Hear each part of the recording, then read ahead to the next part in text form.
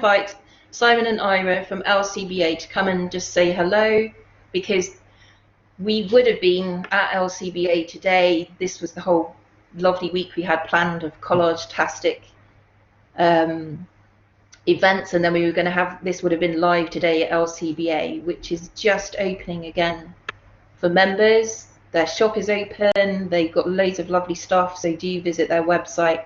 I've just invited Simon and Ira to come and just say hello and to tell you about their fundraising edition. So over to you guys. Hello, thanks Sarah. Hi, I'm Simon.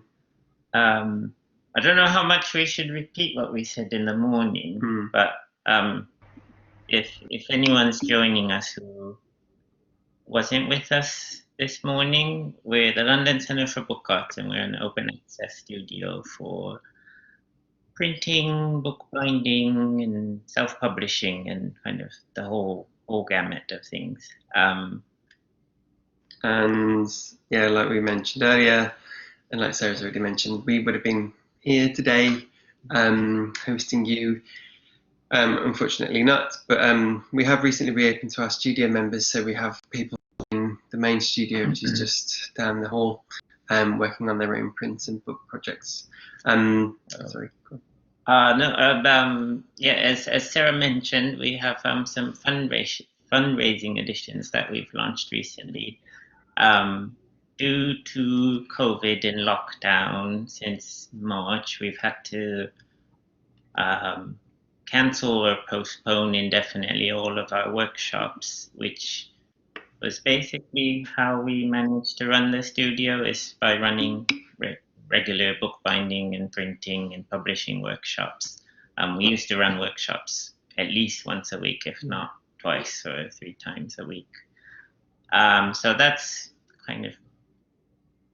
been a big challenge for us to figure out other ways to kind of make the rent every month.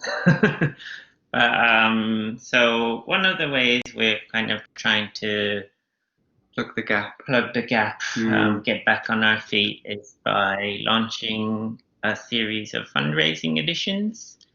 The first one was we kind of quickly relaunched a tote bag that had a design by a artist and designer in Paris, Raphael Garnier. We launched that kind of in June, I believe, and then we recently launched a poster that was done by our friends at Studio Bergini, which is a design studio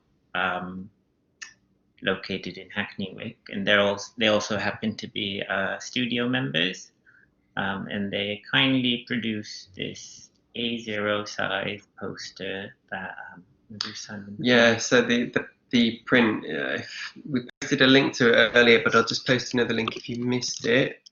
So the print is an A0 size print, and it's inspired by something they found in one of the Penrose annuals, which we have in our reference library here. And it's a print from 1968, I think, late 60s. And it shows all of the imperial paper sizes. So it's kind of like a play on that. Yeah. It's all the paper sizes that were popular before the introduction of the metric system. So it's also there's a little kind of inside joke, like a little text bit that it's a little bit of a tongue-in-cheek critique of Brexit as well. But it's a beautiful thing. Yeah, and it's available on our shop. Brilliant. And we also, yeah, maybe that's enough of that. Oh, thank you guys, and yeah, please do visit London Book Art's website to see not only that lovely poster, but to find out more about LCBA, which we really hope we will be at for real next summer. Okay, so we're going to start now. Just to remind everyone that we are recording the session, so anyone who isn't presenting, could you please turn off your camera and your microphone. So we should only have Jeff and Daniel, who have their microphones and their cameras on. And then if you could please use the chat panel to ask questions. So I'm just going to make sure, do we have Jeff and Daniel? Could you both turn on your videos so we can see you at the bottom? Mine's turned on. Yeah. Mine's turned on. I can see you. So I think what people will see is they will see you when you're speaking. So I will start. I'm going to kick off with the questions because it's nice. We've got quite a few coming in, which is really lovely. Okay. So the first question is for Daniel. Did you do any planning for your 6-foot panels, or did you just create stories as you went along? I kind of created them as I went along. I mean, my main concern was to make the background first. So to make the background collaging that, getting that to be kind of cogent and as a whole thing. And then I just started to add stuff. Obviously, I had some ideas in my head, and then I think all other participants in this, they kind of, you know, shuffle around and find things and add. So I was, yeah. And then as they develop, things might come into my head. But it was very much a kind of see what happened when it happened thing. Yes. Brilliant, thank you. I'm going to ask Jeff a question next, and then I will go back to one of the other questions beforehand. So Jeff, can you hear me? I can. Brilliant. That's a good start. We've got a question for you. I would love to know more about your Mexico development, tourist development collages. Oh, okay. You know, it just started. I knew that I was probably going to be making some collages when I was visiting. And there are these real estate publications that are all over the place, just tons and tons and tons of them. And we had spent some time out, they call it the jungle. That sounds more exotic than it actually is. But, you know, outside of the area and just seeing all of the developments and this bulldozing of nature and what really is, you know, quite beautiful, and then creating these idyllic types of developments that were really geared towards someone, foreign visitors or foreign property buyers who wanted to have a Mexican experience, but they really didn't want it to be overly Mexican. You know, they wanted to be comfortable, which makes no sense to me.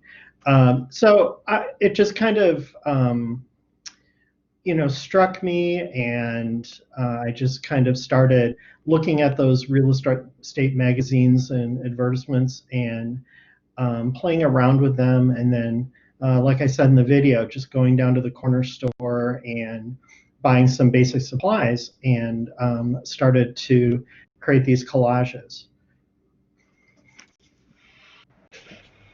Thank you.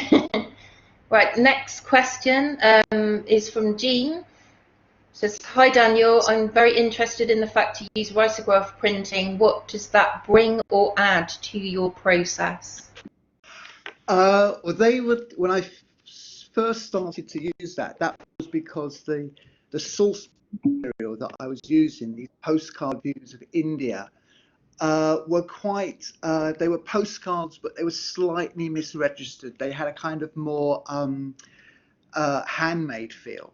And actually, I remember a discussion at LCBA when someone, now who was it? Someone who'd gone to India and said that along a particular street, you could start at the beginning of the street with the process of basically the process of making a book would be finished by the time you got to the end of the street. So you'd start, and the guys would expose stencils in the sun, etc. So I was very much taken with a handmade quality, and I think photocopying, which I absolutely love, there's something, sometimes you want a bit more ink on the page. And I think Riso was an attempt to experiment with that, to feel a more ink method of producing books and producing imageries. Yeah. Thanks, Daniel. The next question, I think, could be to either of you, and potentially both of you. Oh, sorry, I just lost it. Sorry, the panel just disappeared. I'm going to ask one to Jeff then, while I bring that other message back. Jeff, I love the abstract quality of your collages. I know you work with your own paste papers, but I wondered if you also monoprinted or created papers with other processes.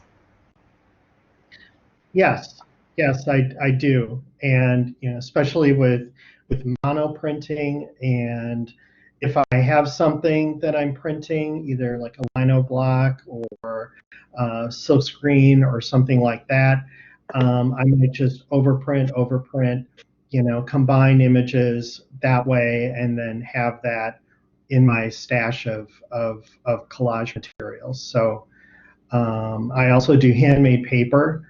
That hasn't been really showing up in collages lately, but that's something that I've used in the past. Thank you very much. We've got there's a question. I'm not sure who it's to, so it could potentially be either of you. We mentioned copyright in the session this morning, but didn't talk about it. Do you think of yourself as a kind of creative Robin Hood? And do you think visual sampling and copyright infringement should ever be an issue for collage artists? So I think both of you could actually answer that one. Jeff, you're on screen, so do you want to go first? And then. Yep. Okay. I don't think of it all too much. I guess I go back to some of the basics in terms of what categorizes fair use. So if you're incorporating that image as part of another image, if you're using it for different expressive, artistic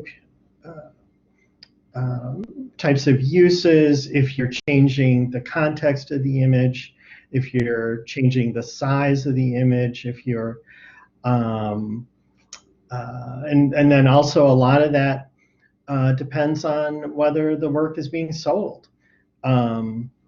If it's just something that you're making for yourself, then you don't necessarily worry about that. But in general, I don't worry too much about that. I guess I just kind of think of those larger issues. What I think is like I am creating something using that image or that pattern or that paper or whatever that is very different from its initial use. Thank you, Jeff. Daniel, over to you. Yeah, I'd kind of reiterate what Jeff has said. A lot of my material is kind of vintage and found, it's quite old. So it may even be out of copyright. But I was concerned recently when I did a little book all about using the paintings of Henry Rousseau. The kind of financial value in what my books sell for, I hardly imagine that the estate of Rousseau is going to chase me for the supposed millions that I make on my books. So I guess it does feel a bit like a magpie, but that's what artists have done the whole time, either directly or indirectly. We're all stealers, we're all magpies. Take and appropriate things that we feel are useful for us. So no, it's never really been a concern of mine. As Jeff says, what I then do with that becomes something that I've kind of created, and that's Cool. with that. Thank you. A question for Daniel. Okay. I love your large lockdown panels. How did you decide when they were finally complete? Have been tempting to keep adding to them. That's a really interesting question, and it's this fine line between what I didn't want to do. I don't like doing in any of my work is kind of what I call embellishment. You're just adding stuff. And it's so tempting because it's so pleasurable. You've done all that hard work, and then you've got this area that, oh yeah, I can chuck in some more people or flowers or cars. It's extraordinarily seductive to do that because it's almost like you've done all the hard work, and this is the bit of the cream on the cake kind of thing. But I try not to do that. And then there's a fine line, I think, between making an area of those collages really, hopefully, full visually, but not not chucking the kitchen sink at it. And I also think there's a kind of exhaustion as well. I think, and the temptation to want to make another new thing, which is a very strong thing that I have. So I think it kind of reaches a certain point, and you think, well, if I'm going to continue with this, am I just saturating or embellishing the image for the sake of doing that? And that's something I'm very conscious of and try to shy away from. Thank you, Daniel. I've got a question for Jeff from Jennifer. Jeff, before your book art work, were you making two-dimensional work? And could you talk about the differences, please? Yeah, I was like I said in the video, I mean, my training is in first as a printmaker, and then I got interested in paper, and then book arts came along later. But I started out doing pretty traditional two-dimensional work, two-dimensional prints. But pretty soon after that, I wanted to explore different ways of presentation that were different than a formal presentation of prints on the wall. And that's when I started to frame things differently. I started to have sets in boxes that would almost be like a game or playing cards or something like that you would bring out and actually hold. And then I finally realized that what I was doing was actually book, kind of this expanded definition of what a book can be. But what I really wanted to do was to eliminate that sometimes sterile type of feeling that can be in a gallery or a museum of seeing something up on the wall behind glass, and bring that into something that was a little bit more intimate with the viewer. And I think at that same time is when I really began interested in fluxes and multiples and kind of alternative methods of distribution. Thank you, Jeff. I've got a really interesting question here it says for either or both of you. So Jeff, you're on, you might as well do this one, and then Daniel can have a little think about his answer in the meantime. So for both of you, can you talk about the difference for you between thinking narratively and thinking conceptually or formally in your collage work? Are there ways that you set out to begin work in either mode, habits or tricks you use to get going, or any favourite constraints or prompts that you would be willing to share? That's a very good question.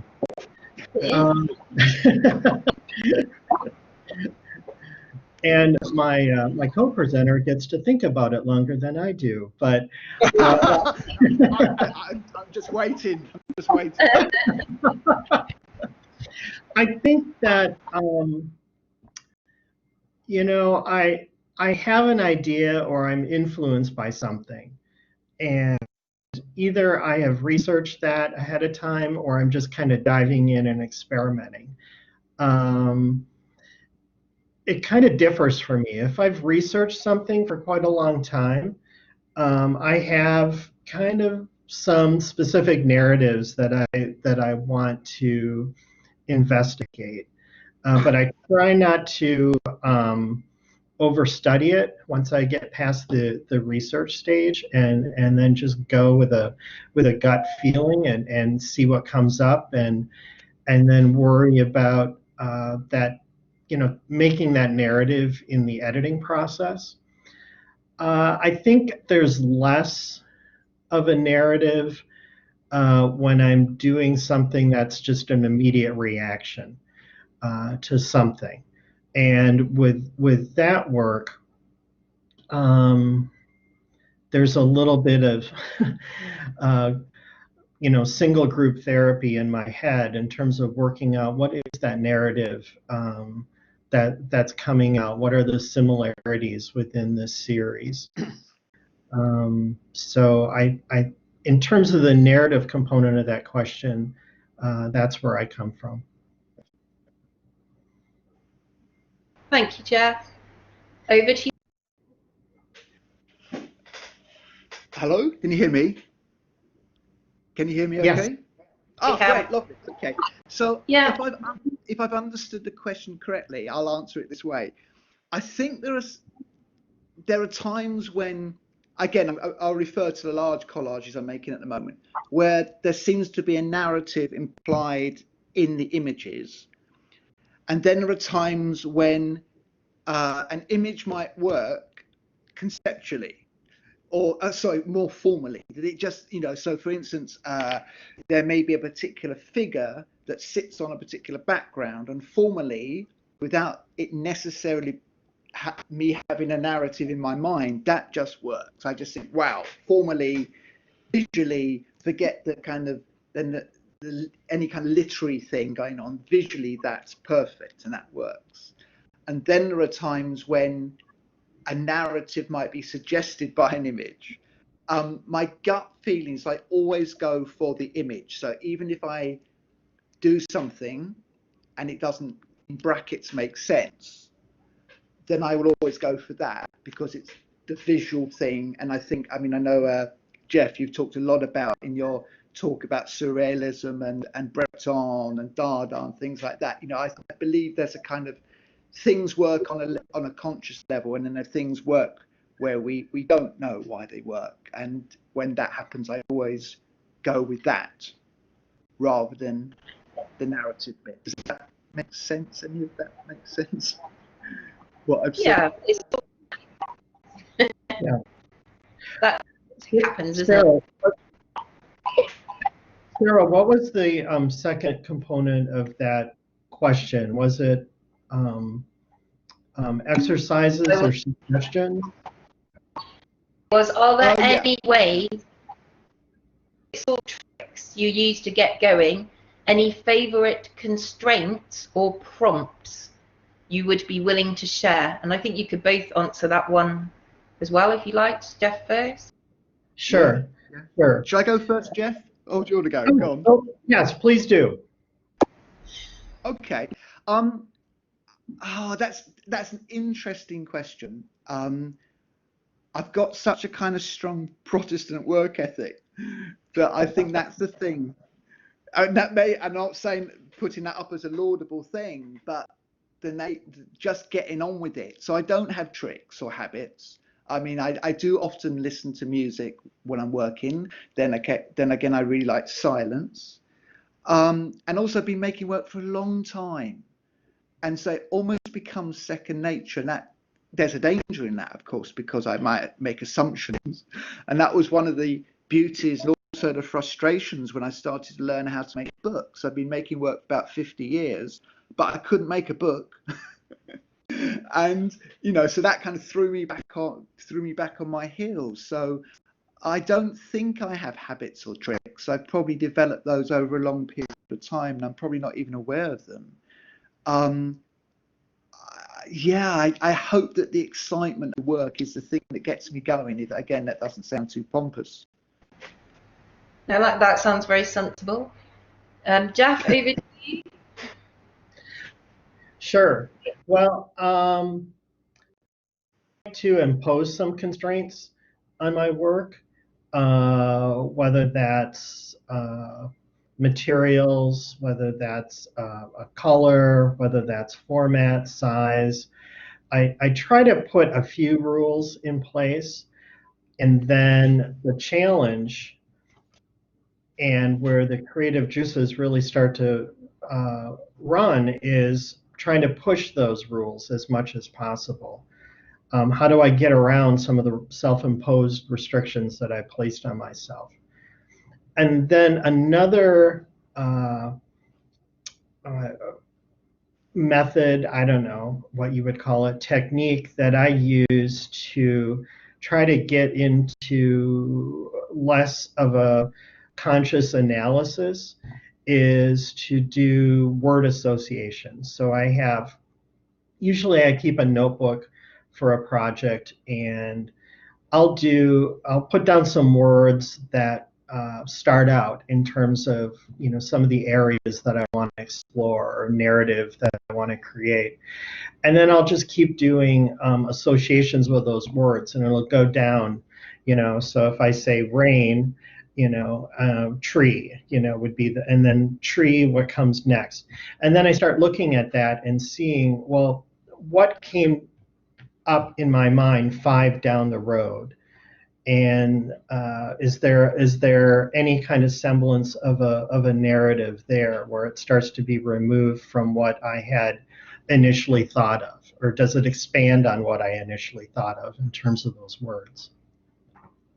Thank you, Jeff. I think that was interesting as well, because both of you have said that you listen to music as well whilst you're working, or can respond to music.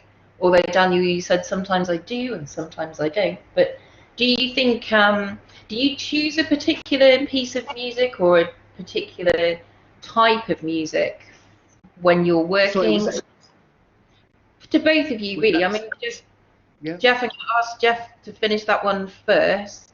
Yep. So, Jeff, could you answer first about...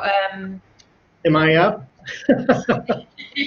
Could you answer about what kind of influence the music has upon you, or do you select the music, or does the music that happens to be on influence the way you're working? Usually I select the music. Not all the time is the music about what I'm necessarily working on. So, I've been listening to a lot of Scriabin, but I need to take a break from listening to a lot of Scriabin. So I had, the best of Prince on last night when I was, out in the garage working. So part of it depends on, does my mood need a little uplift? Do I want to relax a little bit? Or I too just enjoy silence sometime as well. Thank you, Jeff. Daniel, over to you. Yeah, I mean, I normally have Radio 4 extra on, so that's kind of plays and comedy, and then later in the day I put on Radio 3. There's a late night Radio 3. They have a fantastic program called Night Waves, which is this collection of really strange music, and I find that very seductive to work to. And then often there's a discussion program. So last night was a whole thing about a history of syphilis, which turns out to be absolutely fascinating. So that's kind of twittering away around in the corner, and it's kind of, I can focus in and out of that. Sometimes working, your focus is absolutely on it, and then you kind of slightly drift off, and I quite like that.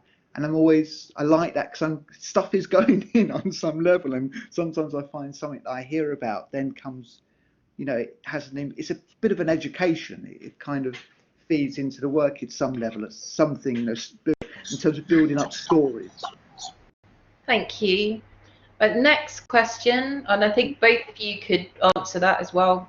So Daniel, as you're here, you could answer first. What are your alternative methods of distribution? Okay, so I do the book fairs. I've done various book fairs, the Small Publishers Fair in London, and then there was the Liverpool Book Fair and the Leeds Book Fair and the Counter Book Fair down in Plymouth, which I've done. And then I have books which are available on my website. I think those are my distribution routes. I think they're my trading routes. Thank you, Daniel. Jeff? I'm a bit jealous in terms of the number of book fairs that you have over there. I wish we had more here. You know, we have places like Minnesota Center for Book Arts where you're able to consign work. You know, that's one. Talking with individuals and people who have independent galleries and showings, that's another. And then also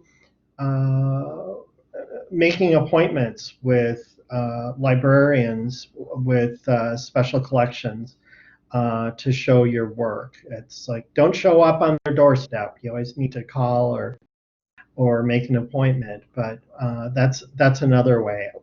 I need to do a better job in terms of Instagram and rethinking a website. So those are on my to-do list.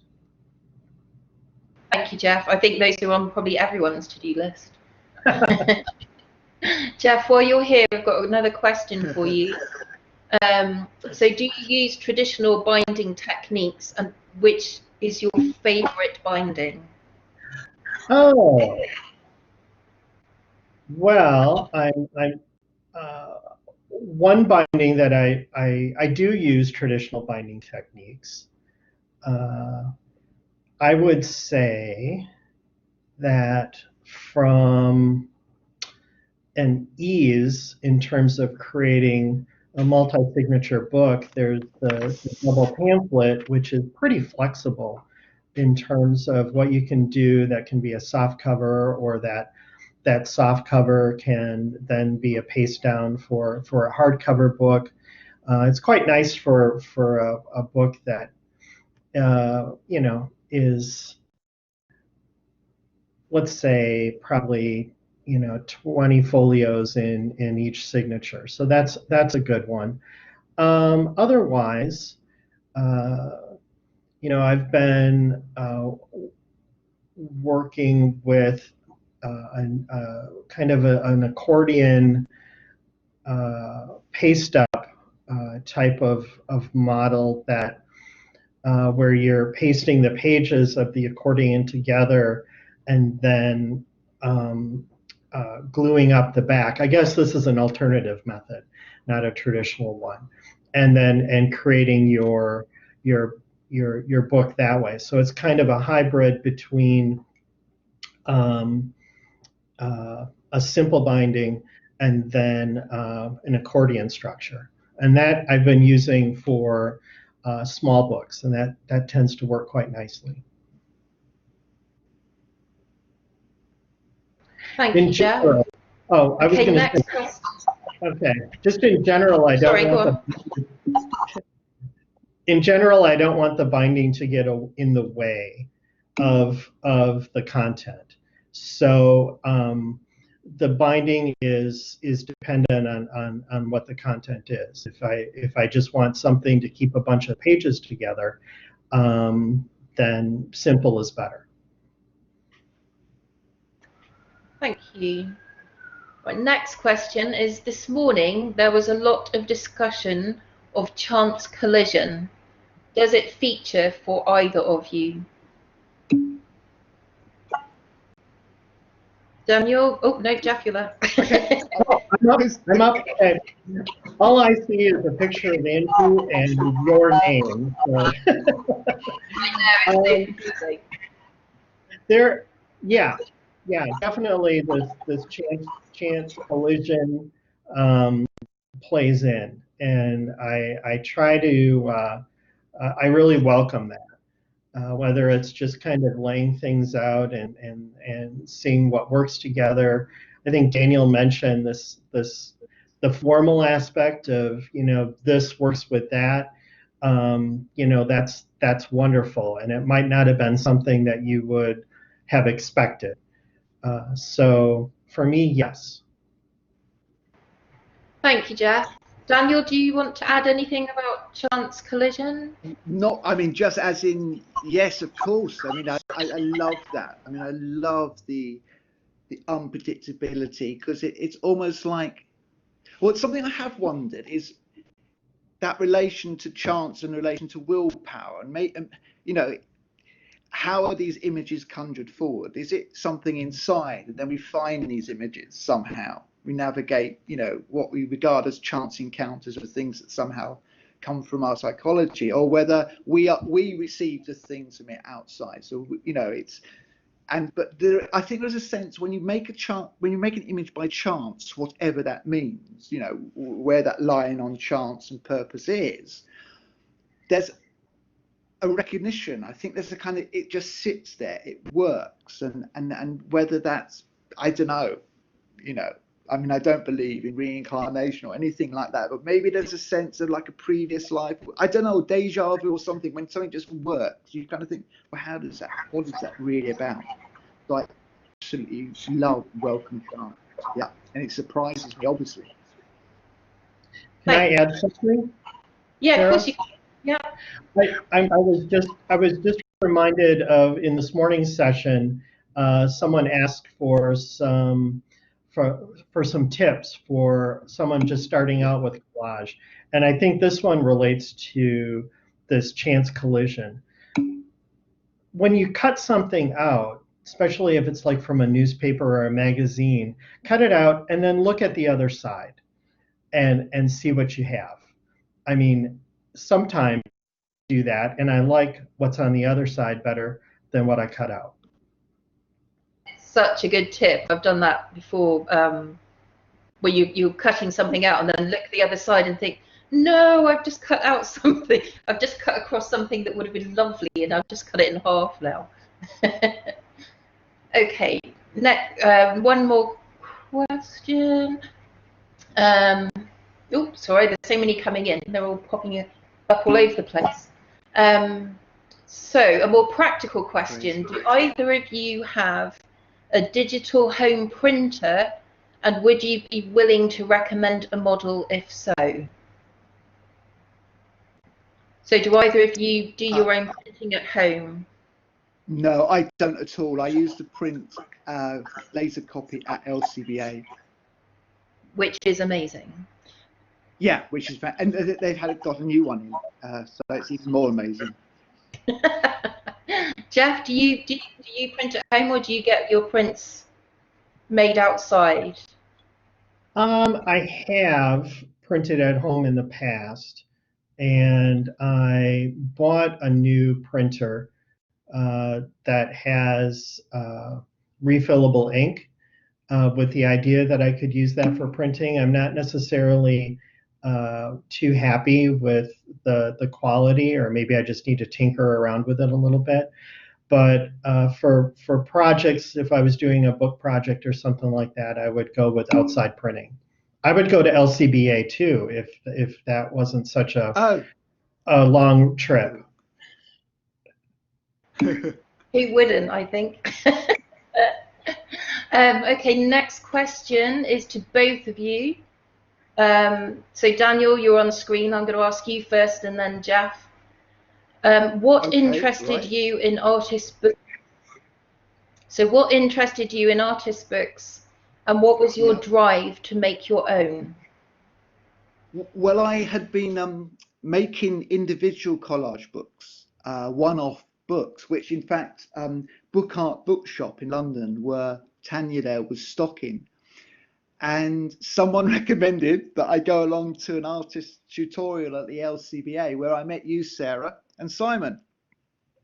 And your response to the books was fantastic and supportive. And I remember you saying, as I said in my video, make this place your second home and learn how to make books. And once I started to do that, you know, I got the bug. But it was a difficult, and still remains a difficult journey, because I I wasn't patient when I first started. I found it so frustrating. And I think that that was a huge learning lesson for me. In terms of influences, there's an American poet, painter called Kenneth Patchen, whose hand-painted books have always been a favourite of mine. And he, a bit like Joseph Cornell, I think he was mentioned earlier on, Kenneth Patchen would be my kind of hero, perhaps more than William Blake, in terms of inspiring me to make my books. Thank you, Daniel. Over to you, Jeff. So I think the main reason for me to make books that are going to be reproduced is just to get them into the hands of more people, and hopefully do that in a way that's affordable. But that being said, after years of really concentrating on doing editions, there is this thing, and I think Jeremy hit upon it this morning in terms of reproducing something. It gets, oftentimes it gets smaller, so you lose detail.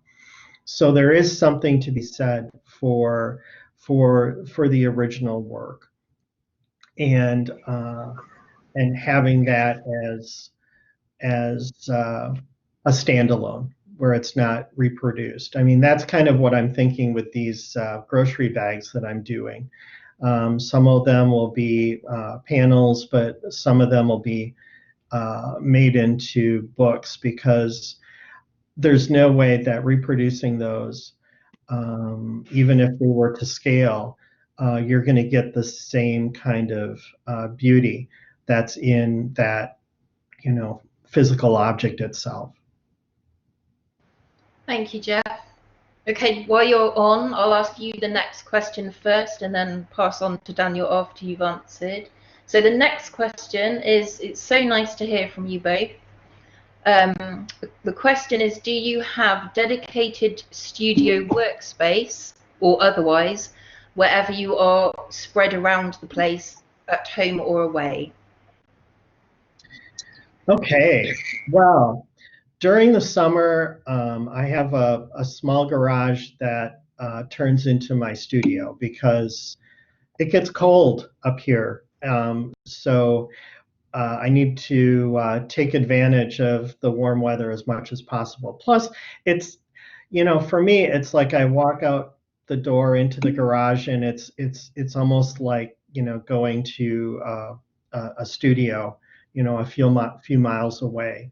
I do have an area downstairs that I use, but I have to admit that last winter, when I was working inside, most of the work I was doing where I'm sitting here today, at my kitchen table, with two cats behind the computer screen here, just kind of looking outside.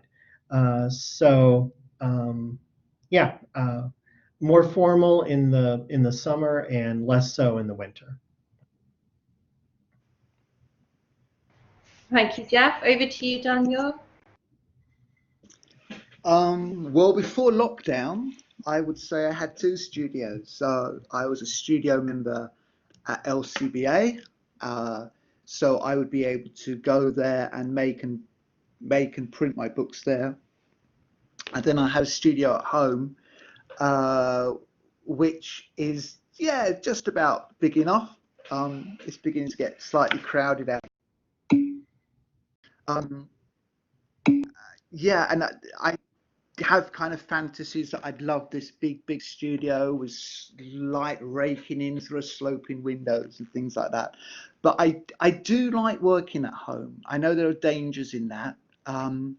But there was a lovely quote by a woman artist, I can't remember her name, but she said, the best art is done around the kitchen table. And I quite like that. I quite like that kind of, I don't know, I think that's a fantastic statement. And I have all my books here, and I don't have cats. or dogs, but I have a balcony that looks over almost like a nature reserve. So I kind of, yeah, I'm very happy working at home. I think for collage, you know, obviously I couldn't weld sculptures here, you know, it's kind of tabletop stuff. Thank you, Daniel, and thank you, Jeff.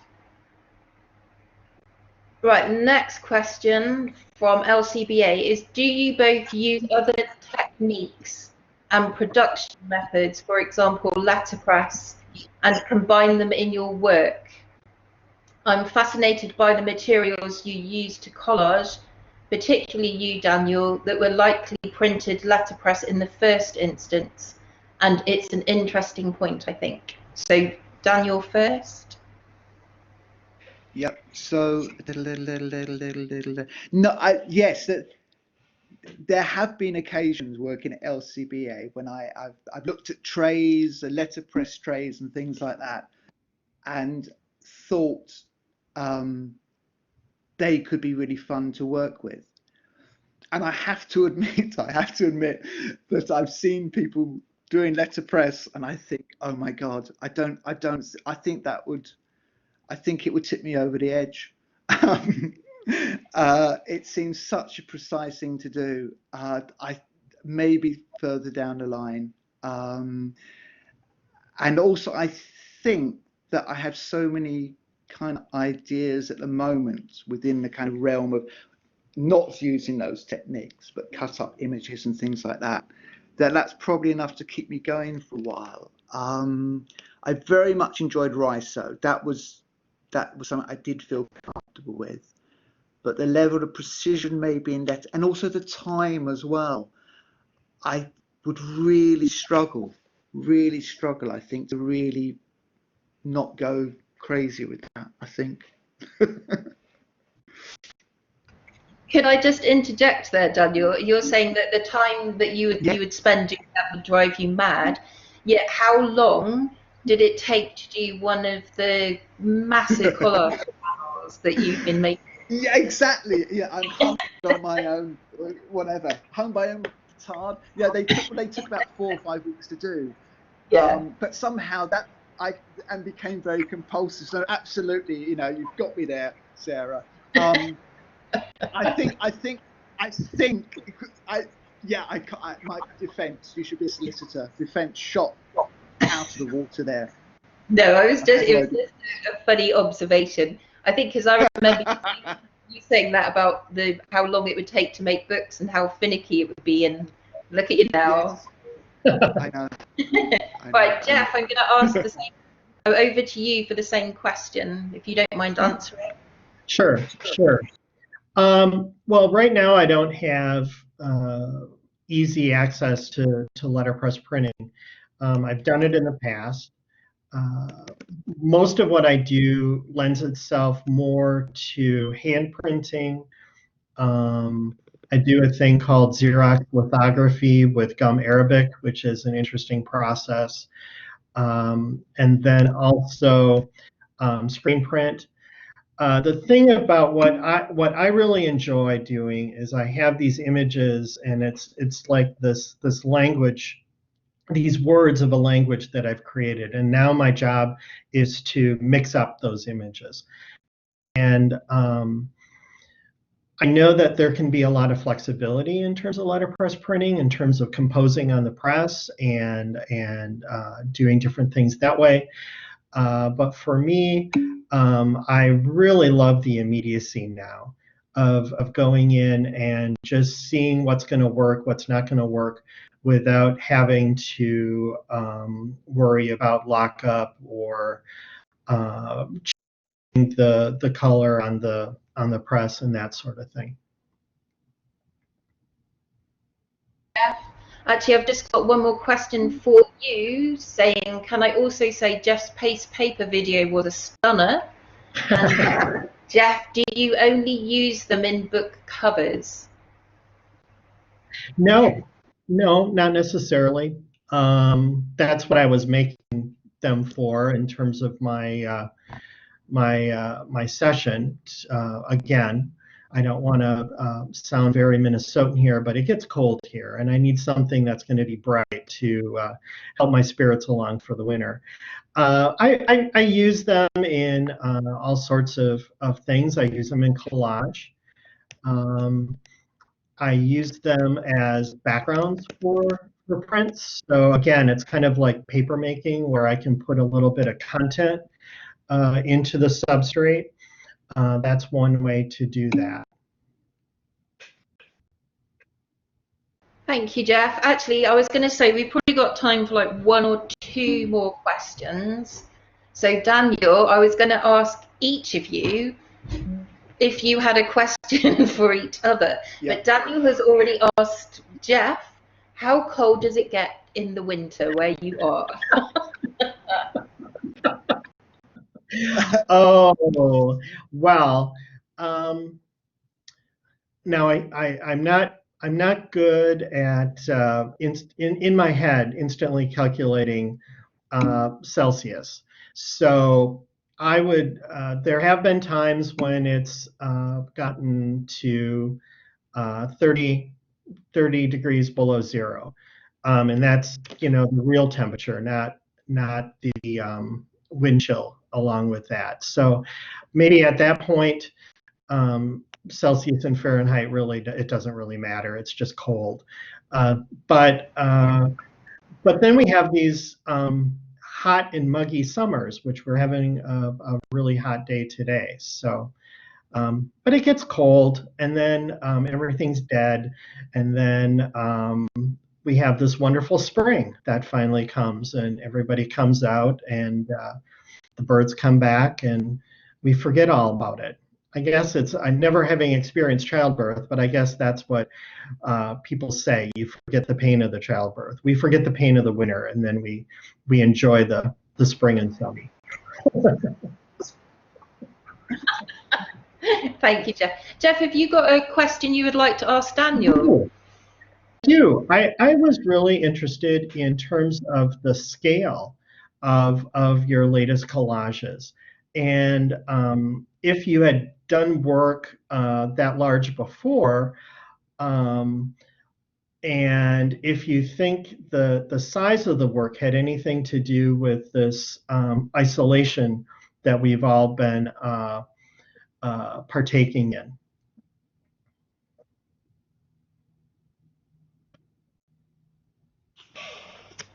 Lovely question, Jeff. I just wanted to say I spent 2 years in Quebec, so I hit -32 on several occasions. So I know what that's like.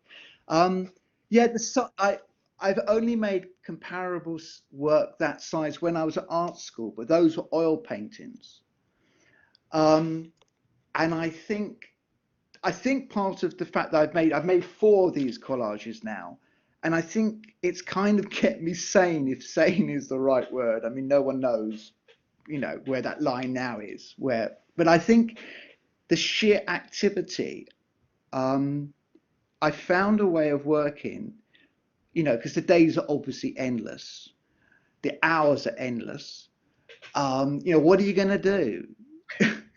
And so I rather than making books, I think I found a way to keep myself active, busy, intellectually and creatively engaged, and I'll put it in brackets, relatively sane. So, and it's really interesting because the genesis of these collages actually came from me wanting to reimagine the work that I would have made at art school.